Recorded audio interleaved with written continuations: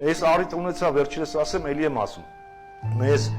ոչ թե պետքա կրթությունը առաջնայինելի, այլ դաստիարակությունը։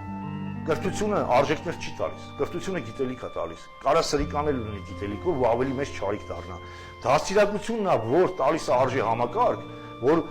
ասենք ինքը չոբան մարդը կարող է այդ արժի համակարգով ավելի մեծ պիտանի լինի եւ իր ընտանիքին եւ իր անգերներին, իր շրջապատին ու հայրենիքին, քան կրթված սրիկան։ Դե համար եմ ասում, որ մինչև մենք արժի, ես ասեմ, եթե մենք արժի համակարգի խնդիրը չլուծենք, դա բացառված է, որ ասում եք, ոնց որ նաև այդտեղ չէ, որ ինչ է պետք կամ ինչ պետք է անել կամ նոյեմբերի 5-ը հիշեցիք, որ ինչ արժի համակարգի են նշում, դա ապացուցված բան է։ Շատերը նաև համարում են տնտեսական բանը, տնտեսությունը համարում են ուժ։ Ես ասեմ, դա էլ ազանցիալ արժի համակարգի։